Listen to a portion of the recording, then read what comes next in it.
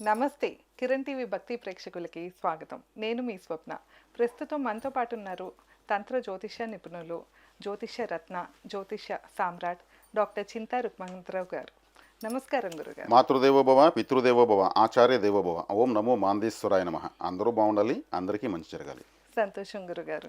గురుగారు, మీరు అయితే గతంలో వచ్చేసి రాసుల పరంగా మన ప్రేక్షకులకైతే ఎంతో రకాల ఇన్ఫర్మేషన్ అయితే అందించారు గురుగారు. అదైతే కనుక చాలా మందికి నచ్చింది. కామెంట్స్ కూడా ఎంతో పాజిటివ్గా పెడుతూ వచ్చారు. మీ సబ్జెక్ట్కి అయితే చాలామంది అప్రిషియేట్ చేస్తున్నారు గురుగారు. చాలా సంతోషం గురుగారు. సో అందుకని ఏంటంటే ఈ వీడియోలో మనం జ్యోతిష్య పరంగా మీరు ఎంతో బాగా చెప్తున్నారు కనుక ఒక్కసారి లైవ్లో మీకు ఇప్పటికిప్పుడే చెప్తున్నాను. సో ఏంటంటే ఇది వచ్చేసి లైవ్లో జరుగుతున్న వీడియో అండి. అంటే ముందుగా మనం ఎవరిది జాతకం అయితే గురుగారికి ఇవ్వలేదు. ఇప్పుడే డైరెక్ట్గా కాల్ చేసి గురుగారికి వాళ్ళు ఎవరో కూడా తెలియదు అనమాట. నేనే ఒకళ్ళతో మాట్లాడి ఉంచాను. అసలు లైవ్లో జాతకం అనేది ఎట్లా తెలుస్తుంది, ఎంత పర్సెంట్ వరకు కరెక్ట్గా ఉంటుంది అని అయితే నాతో పాటు మీరు కూడా తప్పకుండా చూడండి. గురుగారు, మనమైతే కనుక ఒకళ్ళకి కాల్ చేద్దాము. సో వాళ్ళ గురించి ఇప్పుడే నేను కనుక్కుని మీకు చెప్తాను. డేట్, టైం అవి తీసుకుందాం గురుగారు. అలాగే, తప్పకుండా.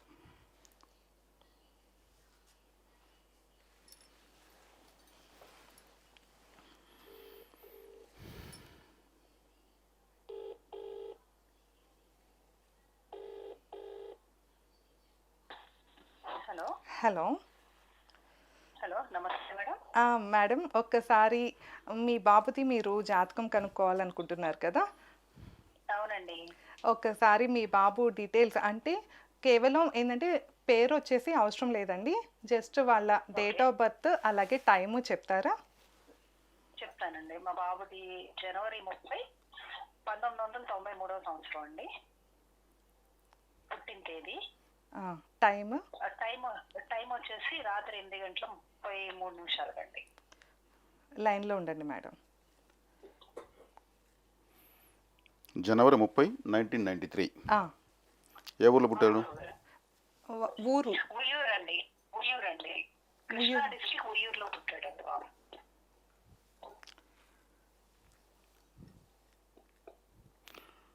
ఓకే, ఫోన్ ఇస్తారా? ఆ ఫోన్లో చెప్తాను. మీరు రికార్డింగ్ చేసుకుంటారా లేదా మీరు రాసుకున్నా మీరు ఎట్టేనా? ఓకే, అలాగే గురుగారండి. వాయిస్ రికార్డింగ్ పెట్టేసుకోండి. చెప్పంటారమ్మా. చెప్పండి గురుగారు. ఈ అబ్బాయి 1993 జనవరి 30వ తారీఖు 8:33 PM ఉయ్యూరులో శనివారం రోజు శుక్లపక్ష అష్టమి రోజు అశ్విని నక్షత్రం 4వ పాదం మేషరాశి సింహలగ్నంలో జన్మించాడు.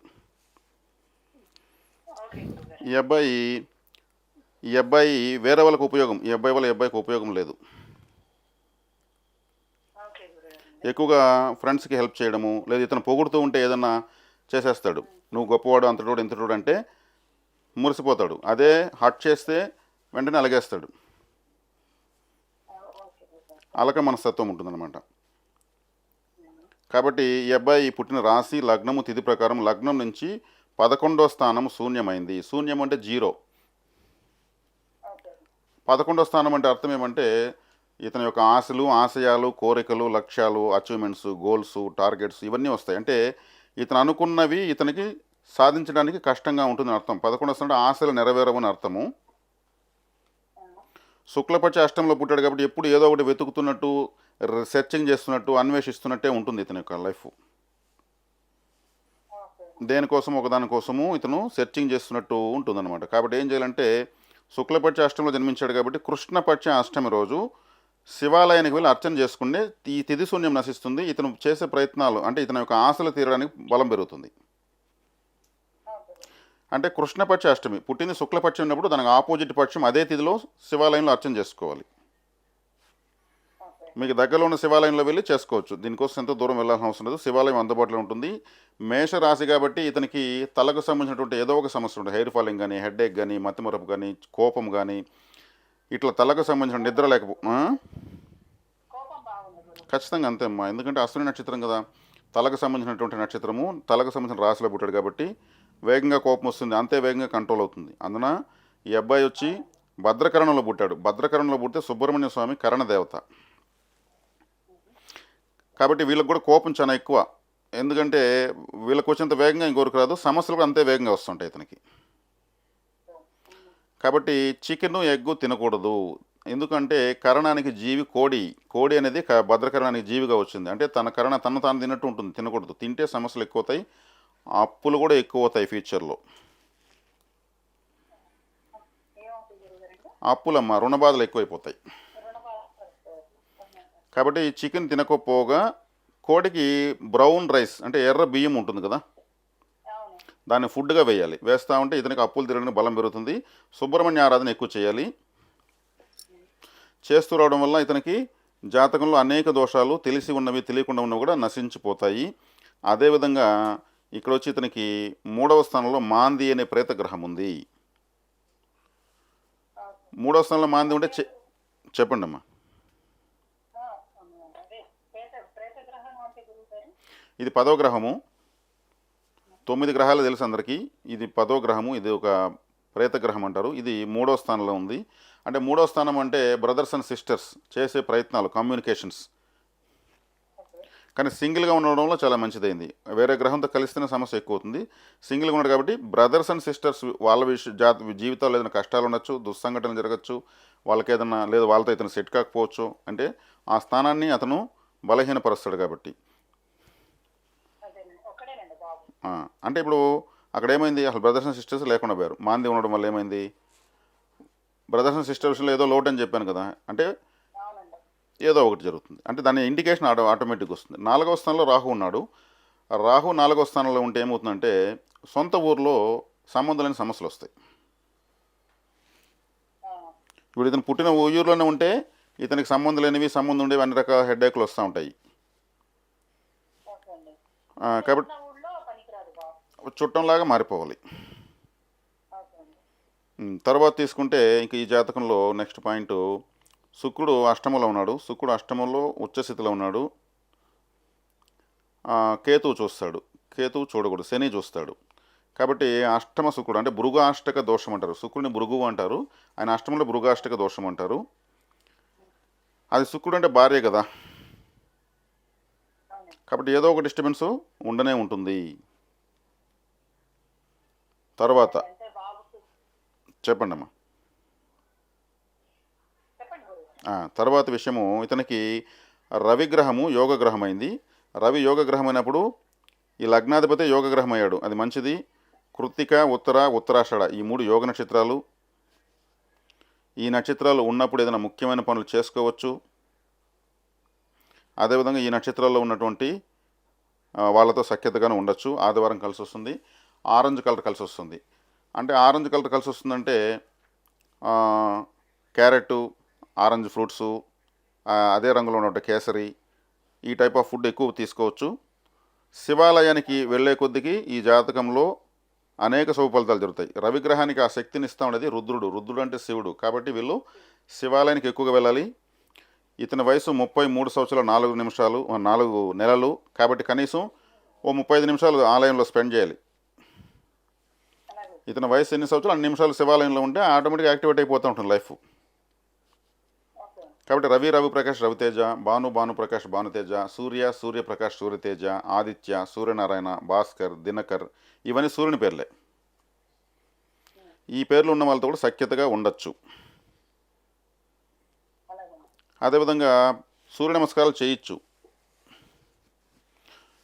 యోగ గ్రహము లగ్నాధిపతి సూర్యుడే కాబట్టి సూర్యగ్రహణం వచ్చినప్పుడు అంటే లగ్నాధిపతికి గ్రహణము అంటే ఒక అవస్థ వస్తుంది, ఒక ఇబ్బంది. ఆ టైంలో ఇతను పట్టుడు స్నానము, విడుపుడు స్నానము, మధ్యలో జప తప దానాదులు కంపల్సరీ చేసుకోవాలి. గోధుమలతో ఉన్న ఆహారం ఎక్కువగా తీసుకోవచ్చు. పూరి, చపాతి, గోధుమ రవ్వతో చేసిన ఉప్మా ఇటువంటివన్నీ బాగా తినచ్చు, ఎందుకంటే యోగ గ్రహం సంబంధించిన ఆహారం కాబట్టి. తర్వాత పునర్వసు నక్షత్రం 4వ పాదము కుబేర బిందువు. కుబేర బిందువు అంటే డబ్బులు ఇచ్చేటువంటి నక్షత్రము అని అర్థము. ఇవి పునర్వసు నక్షత్రము. అశ్విని నక్షత్రంకి ఏమవుతుందో చూద్దాం. పునర్వసు అశ్విని అంటే భరణి, కృతిక, రోహిణి, మృగశిర, ఆరుద్ర, పునర్వసు 7వ నక్షత్రం అవుతుంది. అంటే నైదన తార కుబేర బిందువుకి వచ్చింది. అప్పుడు ఏం చేయాలంటే పునర్వసు నక్షత్రం అంటే చెరుకు రసము బెల్లంతో చేసినటువంటి ఆ ఫుడ్ని ఇతను దానం చేస్తే మంచిది. పునర్వసు నక్షత్రం రోజు నైదన తార అయింది కాబట్టి దానం చేయాలి. అంటే వ్యతిరేక నక్షత్రం అనుకూల నక్షత్రంగా మారింది. కుబేర బిందువు డబ్బులు ఇవ్వాలంటే ఇప్పుడు ఏం చేయాలి, బెల్లంతో చేసిన పొంగలి, కాఫీ, చాక్లెట్స్, దాంతో చేసినటువంటి ఇంక ఇతరత్ర ఏదైనా బేకరీ ఐటమ్స్ ఉంటాయి, ఇవన్నీ కూడా దానం చేయొచ్చు, మంచిది. పునర్వసులో ఉండే నక్షత్రం చేస్తే మంచిది. తర్వాత ఇతనికి పూర్వాషాఢ నక్షత్రం 3వ పాదం అదృష్ట బిందువు. పూర్వాషాఢ నక్షత్రం అదృష్టం వచ్చింది కాబట్టి, అశ్విని నక్షత్రానికి భరణి నక్షత్రం సంపత్తారు అవుతుంది కాబట్టి, పూర్వాషాఢ నక్షత్రం రోజు ఏదైనా అమ్మవారి ఆలయానికి వెళ్ళి ఇతని వయసు ఎన్ని సంవత్సరాల నిమిషాలు ఉండే వస్తూ ఉంటే ఇతనికి అదృష్టం పెరుగుతుంది. అంటే ఇంకా అదృష్టాన్ని కదా పట్టుకో, చెప్పమ్మా. బాబుకి జాబ్ విషయంగా చెప్తానమ్మా, నేను మీకు అంతా నేను చెప్పేస్తాను, చివరిలో మీకు క్వశ్చన్స్ వేయండి. తర్వాత ఇతనికి శనివారం కలిసి రాదు, శనిగ్రహం అవయోగ గ్రహమైంది. అనురాధ, అదేవిధంగా ఉత్తరాభాద్ర, పుష్యమి, ఈ 3 అవయోగ నక్షత్రాలు. ఈ నక్షత్రాలు ఉన్నప్పుడు ఏ ముఖ్యమైన పని చేయకూడదు. Blue related, black related colours కలిసి రావు. కాబట్టి ఇటువంటి డ్రెస్సులు అంటే షర్టుగా వేయకూడదు, బ్లూ ప్యాంటుగా వేయచ్చు. అదేవిధంగా నెగిటివ్గా వాడాలి, అంటే నడుము కింద నెగిటివ్ కలర్స్ వేయాలి, మనకు కలిసి రాని కలర్లు, మనకు పైకి కలిసి వచ్చే కలర్లు వేయాలి. కాబట్టి ఇతనికి బ్లూ రిలేటెడ్, బ్లాక్ రిలేటెడ్, అదేవిధంగా మన గ్రే కలర్స్ కూడా షర్ట్లుగా వేయకూడదు, ఆ కలర్స్ తక్కువ వాడాలి. ఇంకా ఇతను కావాలంటే blue, black, grey colour related ఉన్నటువంటి అండర్వేర్స్ వాడచ్చు, నెగిటివ్గా వాడాలి కాబట్టి. లో దుస్తులుగా బనీన్గా వాడచ్చు, కట్ షీప్గా వాడచ్చు. వాటిని ఎలివేషన్గా పెద్దగా వాడకూడదు. అనురాధ నక్షత్రమే నిర్జీవమైంది, 4వ స్థానం నిర్జీవమైంది. ఇతనికి గృహ వాహన సౌఖ్యం లేదు. ఇతని పేరుతో ఇండ్లు, ఆస్తులు, వాహనాలు డెవలప్ కావు, ఉంటే కూడా గ్రోత్ రాదు, ఏదో ఒక సమస్య వస్తుంది. అదే ఇతనికి సంబంధించిన కాకుండా ఇతను వేరే వాళ్ళకి ఉపయోగం అని చెప్పాను కదా, భార్య, పిల్లలు, విట్టా వంటలు రాసేయడం బెటరు. అనురాధ నక్షత్రం నిర్జీవమైంది కాబట్టి ఇతను పొంగలి తినకూడదు, చక్కెర పొంగలి, మిరియాల పొంగలి తినకూడదు. అనురాధ నక్షత్రం అంటే పొంగలని అర్థం. అనురాధ నక్షత్రం తినకూడదమ్మా, దానం చేయొచ్చు ఆ పొంగలి. అనురాధ నక్షత్రం రోజు పొంగలి దానం చేస్తే మంచిది. అనురాధ నక్షత్రం అంటే తామర పువ్వు, అంటే లేత గులాబీ రంగు కూడా కలిసి రాదు. ఇతను ఆ చక్కెర పొంగలి లేదంటే ఈ పొంగలి ఏదన్నా కూడా, అనురాధ నక్షత్రం అంటే ప్రసూతి హాస్పిటల్, చిన్నపిల్లలు పుట్టేటువంటి మెటర్నిటీ హాస్పిటల్ అంటారు కదా, అది అనురాధ నక్షత్రమే. ఆ అనురాధ నక్షత్రం రోజు అక్కడ పేషెంట్లకు ఏదన్నా ఇటువంటి దానం చేస్తే ఇతనికి నిర్జీవత్వం పోతుంది. తర్వాత ఇతనికి గుర్రం నాడా ఒకటి తెచ్చుకోవాలి, గుర్రం కాల్లో బిగించి అరిగిపోయిన తర్వాత తీసేస్తారు కదా, దాన్ని తెచ్చుకొని అనురాధ నక్షత్రం రోజు సింహద్వారానికి వెలుపల వైపు ఏ షేప్లో బిగించాలి దాన్ని, వీధుల వైపు. అప్పుడు దాని కింద ఇంట్లోకి వెళ్ళడం, దాని కింద బయట రావడంతో ఇతనికి నిర్జీవత్వం పోయేసి చక్కగా అన్ని పరిస్థితులు కలిసి వస్తాయి. ఇంట్లో వాస్తు ప్రాబ్లం కూడా ఉందని వస్తాం. ఫేసింగ్ ఏదైనా కావచ్చమ్మా, వాస్తు ప్రాబ్లం రావడానికి ఏదైతే ఉంది. ఇక్కడ వచ్చే 4వ స్థానం నిర్జీవం ఏంటంటే ఇంటి వాస్తు బాగాలేదని అర్థము. అదేవిధంగా ఇటుకరాలు 2, మన ఇల్లు కట్టి ఇటుకలు 2 తీసుకొని అనురాధ నక్షత్రం రోజు శివాలయానికి వెళ్ళి ఆ ఇటుకలు శివలింగం పైన కానీ ముందర కానీ పెట్టి పూజ చేసి తెచ్చి ఇంట్లో పెట్టుకోవడం ఇతనికి మంచిది. 4వ స్థానం యాక్టివేట్ అవుతుంది. 4వ స్థానం అంటే వాహనము, ఇల్లు, బంధువులు, వేసుకునే బట్టలు, చదువు, తల్లి, అంటే మీరు కూడా సఫర్ అవుతున్నారు అని అర్థం. ఇక్కడ 4వ స్థానం మాతృస్థానము నిర్జీవమైందంటే. కాబట్టి ఇవి పరిహారాలు. తర్వాత ఆశ్లేష నక్షత్రము ఇతనికి పూర్తిగా దురదృష్ట నక్షత్రము, అంటే వారాహి దేవిని పూజించకూడదు. ఆశ్లేష నక్షత్రం అంటే ఆదిశేషుడి నక్షత్రము. కాబట్టి శేషాచల పర్వతం, తిరుమల పర్వతమే ఆశ్లేష నక్షత్రం, అందుకే శేషాచల పర్వతం అన్నారు. శేష శ్రీనివాస అంటారు. ఆ పర్వతాన్ని ఇతను ఆశ్లేష నక్షత్రం రోజు అధిరోహించకూడదు. ధనిష్ఠా నక్షత్రం రోజు శివాలయానికి వెళ్ళొస్తే జీవితంలో ఉన్న దురదృష్టం మొత్తం నశించిపోతుంది. తర్వాత ఇతనికి చంద్రమహర్దశ జరుగుతూ ఉంది. చంద్రదశలో కేతు భుక్తి నడుస్తూ ఉంది. చంద్రుడు అశ్విని నక్షత్రంలో ఉన్నాడు. తర్వాత ఇతనికి ఇంకా ఏమ్మా చెప్తానమ్మా. ఇప్పుడు కుజుడు, గురువు వక్రించారు ఇతనికి. జాతకంలో కుజగ్రహము, గురుగ్రహము రివర్స్లో ఉన్నాయి. మామూలుగా రాహుకేతులు అందరికీ రివర్స్లో ఉంటారు, కానీ ఇతనికి అడిషనల్గా కుజుడు, చంద్రుడు, గురువు వక్రించారు. కాబట్టి గురువు వక్రిస్తే ఏమవుతుంది, గురువు ధనకారకుడు, సంతానకారకుడు, బంగారానికి ఆయనే కారకుడు. ఆలయము అంటే గురువే. కాబట్టి ఇతను ఏ టెంపుల్కి వెళ్ళినా ఇప్పటి వరకు ఆ ఫలితం రాలేదు. వెళ్తూ ఉంటే వస్తున్నారు, కానీ ఇతను అనుకున్న ఫలితం రాదు కూడా. ఎందుకంటే గురువు వక్రమయ్యాడు, అంటే ఆలయం అనే గ్రహం రివర్స్ అయిపోయింది కాబట్టి దీనికి ఆలయంలో ఫలితం రావాలా అంటే ఏం చేయాలంటే ఏ టెంపుల్కి వెళ్ళినా గుడిలోకి వెళ్ళి ఒక 4 అడుగులు వేసి వెనక్కి వచ్చి మళ్ళీ లోపలికి వెళ్ళి దర్శించుకోవాలి. అలాగే. గుడిలో వక్రించి గుడిలో వెళ్ళి దర్శనం చేసుకోవడం వల్ల గురు వక్రం నశిస్తుంది. అదేవిధంగా గురువు అంటే ధనకారకుడు కాబట్టి డబ్బులు రాదు, వచ్చినా నిలవదు, లేదంటే చాలదు అన్నట్లే వస్తుంది డబ్బు. ఓకే. దీనికి ఏం చేయాలంటే గురువు అంటే డబ్బులు కాబట్టి కరెన్సీని రివర్స్లో కౌంటింగ్ చేయాలి. రివర్స్ కౌంటింగ్ అంటే ఎలా అంటే గాంధీ మహాత్ముడు వైపు అందరూ లెక్క పెడతారు, దాన్ని బోలించి లెక్క పెట్టాలి. ఓకే. ఒక నోటు పైకి, ఒకటి కిందికి, ఒకటి ముందుకి, ఒకటి వెనక్కి, ఇట్లా రివర్స్ కౌంటింగ్ ఆర్డర్లో పెట్టి లెక్క పెట్టకూడదు. అప్పుడేమవుతుంది మైనస్ ప్లస్ అంటారు మ్యాథమెటిక్స్లో.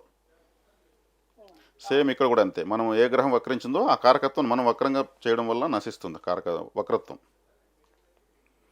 తర్వాత ఇతని దగ్గర గోల్డ్ కంపల్సరీ తాకట్టుకు పెట్టాల్సిన అవసరం వచ్చేస్తుంది. ఒక్కోసారి గోల్డ్ పెడితే కూడా విడిపించుకోలేని పరిస్థితులు కూడా వచ్చేస్తాయి జీవితంలో. ఓకే. గురువు అంటే బంగారం అని అర్థం. కాబట్టి దీనికి ఏం చేయాలంటే గురువారం రోజు చంద్రహోరలో ఏదైనా అవసరం లేకపోయినా ఒక చిన్న బంగారు వస్తువు ఒక 1000 రూపాయలకు 2000కు మార్వాడి దగ్గర కుదవబెట్టాలి. మళ్ళీ గురువారమే చంద్రహోరలో విడిపించాలి. అట్లా బంగారాన్ని ముందుకి వెనక్కి వక్రం చేస్తామంటే గురువు వక్రం నశిస్తుంది. అలాంటి తాకట్లు ఏదైనా ఉంటే కూడా విడిపించేయచ్చు. గురువు అంటే ఎల్లో కలర్ కాబట్టి గురువు వక్రించాడు కాబట్టి గురువారం రోజు ఒక ఎల్లో కలర్ రిబ్బన్ ఒకటి తీసుకుని ముక్కలుగా కత్తిరించి నీళ్ళలో కలిపేయచ్చు, లేదా పసుపు పొడి కొద్దిగా బకెట్లో వేసి కలిపేసి చెట్టుకు పోసేయచ్చు. గురువారమే చేయాలి. అలాగే. ఇది నెలకోసారి చేసినా కూడా చాలు. వారం చేయాలంటే కూడా మనం చేయలేం. ఓకే. అదేవిధంగా గురువు వక్రించాడు కాబట్టి గురువు అంటే సంతానకారకుడు కాబట్టి సంతాన విషయంలో ఒకసారి ఆభాషణ ఏదైనా అవకాశం ఉంది, లేదా ఆలస్య సంతానం ఏదైనా అవకాశం ఉంది. ఏదో ఒకటి సంతాన విషయంలో సఫరింగ్ అనేది ఉంది. బాబు విషయం కదండి. ఉమ్, ఇది బాబు విషయం కదా. అవునమ్మా. తర్వాత కుజుడు వక్రించాడు. కుజుడు అంటే ఏమి? కుజుడు అంటే అంబులెన్స్, కుజుడు అంటే ఐసీయూ, కుజుడు అంటే ఆపరేషన్ థియేటర్, కుజుడు అంటే ఒక వేగం. కాబట్టి ఈయన వక్రించేశాడు. అందున ఆరుద్ర నక్షత్రం వక్రించాడు కాబట్టి రాహు యొక్క నక్షత్రం వక్రించాడు. కాబట్టి అంబులెన్స్కే రివర్స్లో పేరు రాస్తారు. ప్రపంచంలో రివర్స్లో లీగల్గా రాసే పేరు ఏకైక పేరు అంబులెన్స్ మాత్రమే. కాబట్టి ఇతని పేరు కూడా రివర్స్లో రాసుకొని పెద్ద అక్షరాలు ఇంట్లో ఎంటర్ అవగానే హాల్లో కనిపించేట్టు పెట్టుకోవాలి. ఓకే అండి. మంగళవారం రోజు ఎరుపు రంగు ఆహారం దానం చేస్తే మంచిది. టమాటో రైస్ చేయొచ్చు. అలాగే గురువుగారు. తర్వాత ఇప్పుడు మంగళవారం అంటారా లేకపోతే? మీ ఇష్టం అమ్మా, నేను చెప్పేశాను. మీరు నెలకోసారైనా చేయాలి కనీసం. అలాగే గురువుగారు. టమాటో రైస్ తీసి ఎవరికో ఒక 4 ప్యాకెట్స్ తయారు చేసి చిన్న వాటర్ బాటిల్స్ పెట్టి ఎవరో తెలియని వాళ్ళకి ఇస్తే పరిహారము, తెలిసిన వాళ్ళకి పెడితే విందు. కాబట్టి తెలియని వాళ్ళకి పెట్టండి, బిచ్చగాళ్ళకి పెట్టేటోళ్ళకి ఇవ్వండి. అలాగే. తర్వాత మీకు ఇప్పుడు నేను ప్రతి దశ అంటే ప్రతి గ్రహము అనుకూలమయ్యేదానికి కొన్ని టెంపుల్స్ చెప్తాను.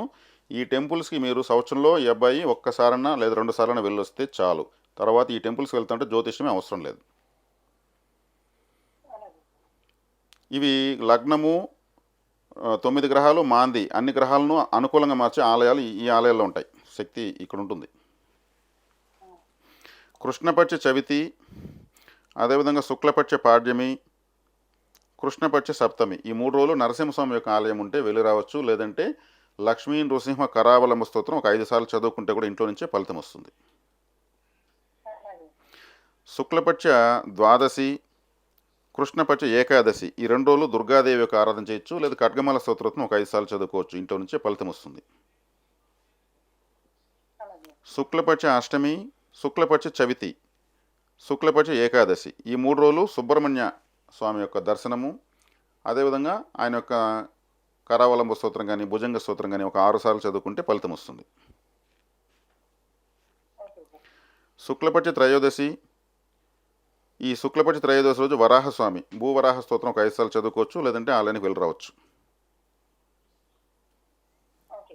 తర్వాత శుక్లపక్ష పాడ్యమి రోజు ధన్వంతరి ఆరాధన. ధన్వంతరి అంటే ఆలయము మీకు చింతలూరు, తూర్పుగోదావరి జిల్లా చింతలూరులో ఉంది ఆలయము. శ్రీరంగం టెంపుల్ తమిళనాడులో ఉంది. కంచి వరదరాజ స్వామి టెంపుల్లో ఉంది. తిరుపతిలో తిరుచానూరు దగ్గర యోగి మల్లవరంలో ఉంది. ఎక్కడైనా వెళ్ళి రావచ్చు. కనీసం 6 నెలలకు ఒకసారి వెళ్ళొస్తే సరిపోతుంది. అలాగే.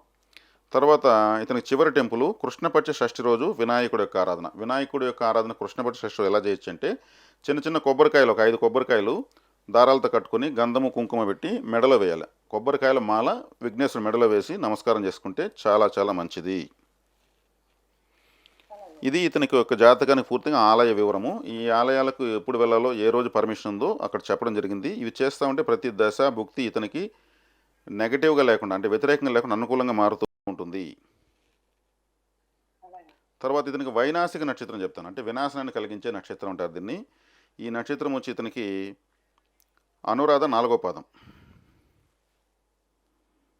ఓకే అండి. ఈ అనురాధ 4వ పాదము అంటే నక్షత్రము 24 అవర్స్ ఉంటుంది. ఏ నక్షత్రమైనా ఒక నక్షత్రం 4 పాదాలు ఉంటాయి. ఒక్కో పాదం 6 అవర్స్ ఉంటుంది. ఈ చివరి 6 అవర్స్ ఉదాహరణకి ఈరోజు సాయంత్రం 6 గంటలకు అనురాధ నక్షత్రము క్లోజ్ అవుతుందంటే మధ్యాహ్నం 12 గంటల నుంచి 4వ పాదం. ఈ టైంలో మీ ఇతను ఏం చేయొచ్చు అంటే ఏదైనా హెల్త్ చెకప్ చేసుకోవాలి. ఆరోగ్యంగా ఉంటే కూడా చేసుకోవాలి. అలాగే బీపీ చెక్ చేసుకోవడం, హార్ట్ బీట్ చెక్ చేసుకోవడం, బరువు చెక్ చేసుకోవడం, లేదా హాస్పిటల్లో 5 మినిట్స్ ఉండేసి రావడం, ఇలా ఏదో ఒకటి చేస్తే అనారోగ్యాలు ఫ్యూచర్లో బాధించవు. ఇది వైనాశకం కదా, నాశనం చేస్తుంది కదా. కాబట్టి అనారోగ్యాన్ని హెల్త్ చెకప్ చేసుకుంటే అనారోగ్యాలు నాశనం అయిపోతాయి, చెడిపోతాయి, ఇబ్బంది లేదు, ఆరోగ్యం ఉంటుంది. అలాగే ఇదే టైంలో ఏదైనా అప్పులుంటే కట్టచ్చు, అప్పులు నశించిపోతాయి. అలాగే అంటే కరెంట్ ఛార్జ్ అయినా కట్టాలి. అప్పు అంటే ₹1,00,000 కాదు. మనం ఎదురుగా ప్రొవిజన్ స్టోర్లో ఏదైనా ఇవ్వాలంటే కూడా ఆ టైంలో ఎంతో కొంత ఒక ₹10 ఫోన్పే చేయాలి. అలాగే అదే టైంలో శత్రువుల పేర్లు చెప్పి దుర్గాదేవి పూజ చేస్తే శత్రు నాశనం. శత్రువుల పేర్లు ఎలా చెప్పాలి? ప్రత్యక్ష, పరోక్ష, అనుకూల, ప్రతికూల, రహస్య శత్రువులు అందరూ నశించిపోవాలి. నా వ్యతిరేక పరిస్థితులు నశించిపోవాలి. అంటే బ్యాడ్ టైం. కాబట్టి ఇప్పుడు శత్రువులు లేరు, అప్పులు లేవు, అనారోగ్యాలు లేవు అంటే లైఫ్ అంతా బాగున్నట్టు కదా. అవును కాబట్టి మీరు జాతకం ఫైనల్గా నాకు ఇందుకోసం ఇచ్చినట్టు. ఎవరైనా సరే శత్రువులు ఉండకూడదు, అనారోగ్యాలు ఉండకూడదు, అప్పులు ఉండకూడదు అంటే అన్ని విధాలు బాగుంటారు. కాబట్టి ఎవరు జాతకం చూసుకున్నా ఈ సమస్యల్లోకే ఉంటారు. కాబట్టి అనురాధ నక్షత్రం 4వ పాదం ఉన్నప్పుడు ఈ పనులు చేయాలి. మంచి పనులు చేయకూడదు ఆ టైంలో. అప్పుడు చేస్తే అవి కూడా చెడిపోతాయి. ఓకే ఇది సూచనలు, సలహాలు, జాగ్రత్తలు. ఇది ఒక దైవికమైన థెరపీ. ఇది ఈ రికార్డింగ్ మీరు భద్రంగా పెట్టుకోవాలి. ఈ పరిహారాలు చేసుకుంటూ రావాలి. ఆటోమేటిక్గా చెడ్డ జరగడం ఆగిపోతుంది. చెడ్డ జరగడం ఆగిపోతే జీవితం అంతా మంచిగా కదా ఉంటుంది. మంచిగా ఉంది. కాబట్టి ఇప్పుడు మీకు ఏదైనా డౌట్లు ఉంటే ఇప్పుడు అడగచ్చు. అలాగే గురువు గారు బాబుకి యాక్చువల్గా ఇదివరకు మంచి జాబ్ లో ఉండేవాడు. తర్వాత మానే అనుకూల పరిస్థితుల్లో మానేసి వచ్చేసాడు. ఇప్పుడు బాబుది ఉద్యోగం చేస్తాడా లేదా బిజినెస్ ఏమైనా చేస్తాడా? అసలు లైఫ్ ఎట్లా ఉంటుంది బాబుది? సెటిల్మెంట్ లేదు లైఫ్ లో. ఇతనికి 6వ ఇంట్లో 3 గ్రహాలు ఉన్నాయి. ఉద్యోగం అంటే 6వ ఇల్లు, సొంత వ్యాపారం అంటే 10వ ఇల్లు. 10వ ఇంట్లో కేతు ఉన్నాడు, 6వ ఇంట్లో 3 గ్రహాలు ఉన్నాయి. 10వ ఇంట్లో కేతు ఉంటే సొంత వ్యాపారం కలిసి రాదు. అసలు నేను మీకు కేతు ఉన్నాడు అన్నప్పుడు ఏమవుతుంది? ఆ కేతు వక్ర గ్రహము, తలలేని గ్రహము. ఇతను ఏదైనా దైవికంగా పోతే వృత్తిలో సెట్ అవుతాడు. అంటే ప్రతి ఒక్కదానికి భగవంతుని మైండ్లో మనము ఏం చేసినా భగవంతుని పార్ట్నర్ చేసుకోవాలి మైండ్లో. బయటికి ఏం చెప్పాల్సిన పని లేదు. ఇప్పుడు దైవికంగా పోవాలి ఇతను. ఇప్పుడు కేతు గ్రహం వచ్చి ఇతని కరణ గ్రహము. కేతు 10వ ఇంట్లో ఉంటే కర్మే లేదు. కర్మ లేని గ్రహం కర్మస్థానంలో ఉన్నప్పుడు ఏ పని చేయనీడు, ఆ కట్ చేసేస్తాడు. కాబట్టి ఇక్కడ కేతు సొంత వ్యాపారం చేయాలంటే కేతువు ఆటంకం. కేతు అంటే ఒక చెక్ పోస్టు, ఒక టోల్ గేట్ లాంటి వాడు. 6వ ఇంట్లో శని, బుధుడు, రవి ఉన్నారు. ఇతనికి ఉద్యోగమే కరెక్టు, కానీ సుబ్రహ్మణ్య ఆరాధన విశేషంగా చేయాలి. కేతు 10వ ఇంట్లో వృత్తిలో కేతు ఉన్నాడు కాబట్టి ఏం చేయాలంటే కేతుకు తల లేదు కాబట్టి దువ్వెన్లు, తలపైన దూకునే దువ్వెన్లు, టోపీలు, హెల్మెట్లు దానం చేయొచ్చు. కానీ హెల్మెట్లు రేట్ ఎక్కువ కాబట్టి దువ్వెన్లు ఇవ్వచ్చు గిఫ్ట్గా ఫ్రెండ్స్కి, తెలిసిన వాళ్ళకు, బంధువులకు. ఓ దువ్వెన, ఒక కర్చీపు. కర్చీపు ఎందుకంటే వస్త్రం అంటే శుక్రుడు అష్టమంలో ఉన్నాడు. ఓ హ్యాండ్ కర్చీఫ్ ఒకటి, ఒక దువ్వెన ఒకటి. ఆడవాళ్ళకైతే పెద్ద దువ్వెన ఇవ్వాలి, వాళ్ళు గంటలుగా దూవుతారు కాబట్టి ఇతని పరిహారం బాగా వేగంగా వస్తుంది. కర్చీపు వెంటనే యూస్ చేస్తారు, మొహం తుడుచుకుంటే రిలాక్స్ అవుతారు. దువ్వెంతో తల దూకుంటే రిలాక్స్ అవుతారు. అదే మీరు ఒక పట్టు చీర పెడితే నెలకోసారి కడతానికి గ్యారెంటీ లేదు. కాబట్టి వస్త్రదానం చేసేటప్పుడు కర్చీపులు ఇవ్వడం బెటర్. తక్కువ రేట్లో పోతుంది, ఎక్కువ మంది రిలాక్స్ అవుతారు, రిజల్ట్ వస్తుంది. అడిగింగా ఒకటి నాకు 2 కావాలి 3 కావాలని తీసుకుంటారు, అంటే బాగా యూస్ చేస్తారు. కాబట్టి ఇలా చేస్తూ ఉండడం వల్ల ఇతని నాలెడ్జ్కు తగినటువంటి జాబు సెట్ అవుతుంది, వృత్తి కావాలన్నా సెట్ అవుతుంది. ఇతను స్థిరత్వం తక్కువ, ఇతనికి multi talented person. Okay knowledge talent మాత్రం ఎక్కువ ఉంటుంది, కానీ అంతా వేరే వాళ్ళకి ఉపయోగం ఉంటుంది ఓకే. అంటే తనకి కాకుండా బయట వాళ్ళకి. బయట వాళ్ళకి. అప్పుడు భార్య పేరుతో పిల్లల పేరుతో అన్నీ చేస్తావు సేమ్ అవుతుంది, తనకు కాకుండా వేరే వాళ్ళు చేశాడు కదా. అవునండి. ఇతను నాది అంటే ఇతనిది కాదు, ఎప్పుడు ఇతనిది అట్లా ఉంటుందన్నమాట. ఓకే. కాబట్టి ఇప్పుడు ప్రతి గ్రహము అనుకూలమైందని నేను టెంపుల్స్ చెప్పాను. ఆ, ఆ టెంపుల్స్కి తరచూ టచ్ చేస్తుండాలి. ఎవ్రీ మంత్ నేను చెప్పిన తిథిలో ఆ దేవతల శ్లోకము కనీసం 5 టైమ్స్ చెప్పుకోవాలి. ఓకే అండి. కాబట్టి ప్రధానంగా నేను ఏం చెప్పాను, శివాలయానికి వెళ్తే ఇతని జాతకం యాక్టివేట్ అయిపోతుందని చెప్పాను. శివాలయానికి వెళ్తే సమస్యలు చెప్పకూడదు. ఉమ్, శివలింగము ఒక మెమరీ కార్డ్ లాగా పనిచేస్తుంది. మనం ఏం చెప్తే అది లాక్కొని దానికి వడ్డీ వేసి వెనక్కి ఇస్తుంది. అప్పుడు కష్టాలు చెప్తే కష్టాలకు వడ్డీ వేసి వెనక్కి కష్టాలే ఇస్తుంది. ఓకే గురుగారు. సమస్త శుభాలు ప్రసాదించు స్వామి అయిపోయింది, దాంట్లో మొత్తం జీవితం వచ్చేస్తుంది. ఓకే గురు. అది సైంటిఫిక్గా కూడా ప్రూవ్ అయింది అంటారు మన పెద్దవాళ్ళు. అది అన్నీ లాక్కుంటూ ఉంటుంది, మన చెడ్డను మాత్రం లాగేస్తుంది. శివలింగం కాలకోటి విషయాన్ని లాగేశాడు కదా ఆయన, ప్రపంచానికి ఆపదను. అవును. కాబట్టి మన కష్టాలు పెద్ద విషయం కాదు, కానీ చెప్పకూడదు. సమస్త శుభాలు ప్రసాదించు అని చెప్తే చాలు. ఈ 34 నిమిషాలు ఇతని వయసు కాబట్టి, 34 సంవత్సరాలు కాబట్టి 34 నిమిషాలు కనీసం ఉండాలి ఆలయంలో. అలాగే. ఇప్పుడు నేను చెప్పిన అంటాడు జాబ్. ఏమ్మా మీరు చెప్పిన పరిహారాలు చేస్తే ఖచ్చితంగా అమ్మా, ఇతను సొంత నిర్ణయంలో బలవంతుడు. మీరు నేను చెప్తే వినడు. సొంత నిర్ణయంలో బలవంతులు అయినప్పుడు వాళ్ళకు నష్టం వచ్చినా వాళ్ళే భరిస్తారు, లాభం వచ్చినా వాళ్ళే భరిస్తారు. కాబట్టి మనం పరిహారాలు అతను చేసే విధంగా చెప్తే చాలు. అతను చేసుకుంటే అతను ఈ పరిహారాలు చేసిన తర్వాత తీసుకున్న నిర్ణయాలు జడ్జిమెంట్స్ మెటీరియల్ అవుతాయి, లైఫ్ మెటీరియల్ అవుతుంది. ఓకే అండి. ఇది కాబట్టి ఇప్పుడు మీరు విన్నారు, ఇప్పుడే జస్ట్ విన్నారు, ఇంకా కూడా మీకు ఫలితం రాదు. దాన్ని చేస్తూ అప్లై చేయాలి. ఆచరణలో పెట్టినప్పుడు ఖచ్చితంగా గ్రహాల్లో అనుకూలత పెరిగి తను ముందుకెళ్తాడు. అలాగే గురుగారు. ఓకేనమ్మా మరి? ఓకే అండి. ఇంకా ఇంకొక చిన్నదండి. చెప్పండి. బాబు పెళ్లి విషయం అది. శుక్రుడు అష్టమంలో ఉన్నాడమ్మా. వివాహ విషయంలో సమస్యలను చెప్పాను మీకు, రికార్డింగ్ వినొచ్చు మీరు. సమస్య ఉంది. చెప్పండి, ఏమైంది పెళ్లి విషయం చెప్పండి. ఎప్పుడో వస్తుంది అనేనా? మీకు అనురాధ నక్షత్రం 4వ పాదం వైనాశకం అని చెప్పాను. ఆ నక్షత్రం 4వ పాదం ఉన్న అమ్మాయిని వివాహం చేసుకోకూడదు. తర్వాత నేను ఇంకొన్ని నక్షత్రాలు చెప్తాను, ఆ నక్షత్రం ఉన్న అమ్మాయిని తీసుకోవద్దండి. ఓకే అండి. ఆరుద్ర 2వ పాదము, అనురాధ 2, ధనిష్ట 3, అశ్విని 2, అనురాధ 3, పుష్యమి 3, పూర్వాషాఢ 4, అనురాధ 4, హస్త 2, ఉత్తరాభాద్ర 4, మక 1. రికార్డింగ్ వినేసి నిదానంగా రాసుకోండి. ఈ నక్షత్రాలు ఈ పాదాల్లో మాత్రమే, వేరే పాదాలు ఉన్నా పర్వాలేదు.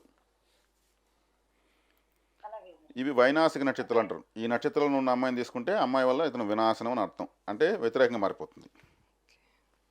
అదే. ఓకే. ఈ నక్షత్రాల్లో మీరేం చేయాలంటే, ఇప్పుడు 34 వచ్చిన అబ్బాయికి పెళ్లి కాలేదు కాబట్టి మీరు ముందుగా జాతకం అమ్మాయి తరపు వాళ్ళకి ఇవ్వకూడదు. ఇచ్చారంటే ఏమవుతుంది, మీ అబ్బాయి అల్లుడు కావాలనుకున్న వాళ్ళు ఆ జాతకం వాళ్ళ అమ్మాయితో కరెక్ట్గా రాకపోతే అమ్మాయి జాతకం ఎలా ఉంటే బాగుంటుందో అలా ఒక ఫేక్ డాక్యుమెంట్ తయారు చేసి మీకు ఇచ్చేస్తారు. ఓకే అండి. అప్పుడు ఏమవుతుంది, మీరు చెక్ చేస్తారు, అందరూ బాగుందన్నాక పెళ్లి చేస్తారు, సమస్య వచ్చినాక ఏం అర్థం కాదు. అదే. అమ్మాయి పేరుతో ఇన్సూరెన్స్, చెప్తే ఎవరికి చెప్పండి. నేను చెప్పేది పూర్తిగా వినండి. అమ్మాయికి తర్వాత ఇన్సూరెన్స్ వేయాలి, సర్టిఫికేట్లు కావాలంటే అప్పుడు ఒరిజినల్ డేటా బయటకు వస్తుంది. అప్పుడు తెలిసినా ప్రయోజనం లేదు. ఓకే. మీరు తీసుకొని బాగున్న తర్వాత మీరు మళ్ళీ ఇవ్వచ్చు. ఓకే. తర్వాత సూర్యోదయం కన్నా ముందు వివాహ ముహూర్తం పెట్టుకోవాలి, మ్యారేజ్ సెట్ అయిన తర్వాత. ఓకే. సూర్యోదయం తర్వాత పెళ్లి చేస్తే అమ్మాయి కంట్రోల్లోకి అబ్బాయి వెళ్ళిపోతాడు. సూర్యోదయం ముందు చేస్తే అబ్బాయి కంట్రోల్లోకి అమ్మాయి ఉంటుంది. ఓకే గురుగారు. మీకు ఆ కోడల చేతులు అల్లుడు ఉండాలంటే సూర్యోదయం తర్వాత చేయండి, లేదా కొడుకు కంట్రోల్లో కోడలు ఉండాలంటే సూర్యోదయం ముందు చేయండి. అలాగే. తర్వాత ఇక్కడ మొదటి రాత్రి, అబ్బాయికి పెళ్ళైన మొదటి రాత్రి భార్య చేత్తో పాల గ్లాస్ తీసుకోకూడదు, పండ్ల రసం తీసుకోవాలి. అది పెద్దవాళ్ళకి మీరు మేనేజర్. మా ఇంట్లో ఆచారం లేదు, మేము పండ్ల రసం ఇస్తాం. ఎందుకంటే ఇక్కడ వచ్చేక్కడ శుక్రుడు అష్టమంలోకి వెళ్ళాడు. శుక్రుడు అష్టమంలోకి వెళ్ళి శుక్రుడు భార్య అదే. డామినేషన్ ఉంది అని అర్థము. శుక్రుడు ఉచ్చస్థితి పట్టాడు. కాబట్టి ఆ డామినేషన్ తగ్గించాలంటే ఇవి జాగ్రత్తలు ముందుగా మీరు తెలుసుకుంటున్నారు కాబట్టి చెప్తున్నా. కాబట్టి ఇవి సూచనలు, సలహాలు, జాగ్రత్తలు. మీరు ఈ నక్షత్రాల్లో ఉన్నటువంటి అమ్మాయిని తీసుకోకూడదు. ఈ నక్షత్రాల్లో మీకు ఉదాహరణకు నేను ఇంకొక లాజిక్ చెప్పిస్తాను. లాజిక్ కాదు, వాస్తవం అది. ఉదాహరణకు మీకు పుష్యమి 3వ పాదం వైనాశకం అని చెప్పాను. మీరు పుష్యమి 2వ పాదంలో అమ్మాయి వచ్చిందనుకోండి, 3వ పాదం కదా వైనాశకం, 2వ పాదంలో తీసుకుందాం ఇబ్బంది లేదనుకుంటారు. కానీ వాళ్ళు తెలుసో తెలియకో కొంచెం టైం అటు ఇటు రాసుకొని 2వ పాదమే అయితే మీరు ఏం చేయగలరు? అంటే ఒక 5 మంది వాచెస్ కట్టుకుంటే 5 రకాల టైమ్స్ ఉంటాయి. ఇప్పుడు కరెక్ట్గా టైం అందరికి ఈక్వల్గా పోదు. కాబట్టి ఆనుకుని ఉన్న పాదంలో కూడా తీసుకోకపోవడం మంచిది. ఇప్పుడు మీకు 108 పాదాలు ఉన్నాయి జ్యోతిష్ శాస్త్రంలో, మీకు నేను ఒక 10 11 చెప్పాను అంతే. తర్వాత శీఘ్ర వివాహానికి ఈ అబ్బాయి శుక్రవారం రోజు ఒక 7 మామిడాకులు తీసుకొని, మన గడపలో తోరణం కడతాం కదా, మామిడాకుల తోరణము, అవునండి. అలా 7 మామిడాకులు, మన మంగళసూత్రానికి పచ్చి నూలు వాడతాం కదా, కాటను, అవును. ఆ దారంతో 7 మామిడాకులు పెట్టి తోరణం కట్టుకొని గంధము కుంకుమ పెట్టి దాన్ని శుక్రవారం తీసుకెళ్ళి శివాలయంలో గేటుకు కానీ స్తంభానికి కానీ చెట్టుకు కానీ ఆ తోరణం కట్టేసి ఓ అరగంట సేపు ఇతను శివాలయంలో ఉండేసి రావడం వల్ల, ఒక 7 వారాలు అలా చేయడం వల్ల మీ ఇంటికి వేగంగా మంగళ తోరణాలు పడతాయి. అలాగే. శివాలయానికి ఎందుకంటే భార్య పిల్లలతో కుటుంబంతో ఉన్న ఏకైక దేవుడు శివుడు మాత్రం. ఇది చేయొచ్చు. ఓకే. తర్వాత మీరు ఎవరైనా పెండ్లిడికి వచ్చిన అమ్మాయిలు మీకు తెలిసిన వాళ్ళు ఉంటే ఎవరైనా పర్లేదు, వాళ్ళకి గోరింటాకు అంటే కోన్ ఉంటుంది కదా, అవునండి. అవి గిఫ్ట్లు ఇస్తూ ఉండండి మీరు. అలాగే. పెళ్ళిడికి వచ్చిన అమ్మాయిలను సంతోషపెట్టే కొద్దికి మీ ఇంట్లో ఆ శుభకార్యం జరిగేదని వేగంగా బలం వస్తుంది. అలాగే. ఎంత ఒక 10 రూపాయలు పెడితే ఒక కోన్ వస్తుంది. అవునండి. ఇది చేయండి. అలాగే. ఇవి చేస్తూ ఈ ఆలయ పరిహారాలు లైఫ్ టైం ఫిక్స్డ్ అమ్మా. ఇంక మీకు జ్యోతిషం ఏం అవసరం లేదు. ఇవి చేసుకుంటా ఉంటే ఇంక నవరత్నాలు, యంత్రాలు, హోమాలు ఇవంతా వ్యాపారాలు వాటి జోలికి వెళ్ళొద్దండి. ఓకే. చక్కగా మీ అబ్బాయికి జీవితం సెట్ అవుతుంది. ఓకే. ఓకేనమ్మా? అంటే గురువు గారు అంటే ఇంకొకటి చిన్నదా, చెప్పండి. మామూలుగా ఇవన్నీ చేసుకుంటాము ఎన్నాళ్ళ వరకు స్థిరపడగలరు అంటారు? మా ఇతనికి ఒకటే చెప్తున్నాను, పెండ్లైన తర్వాత ఖచ్చితంగా ఇతనికి లైఫ్ సెట్ అవుతుంది. ఎందుకంటే మేషరాశి వాళ్ళకు లేదా మేష లగ్నం వాళ్ళకు భార్య వచ్చిన తర్వాతనే ఆదాయం వస్తుంది. ఎందుకంటే ద్వితీయాధిపతే శుక్రుడు. ఓకే.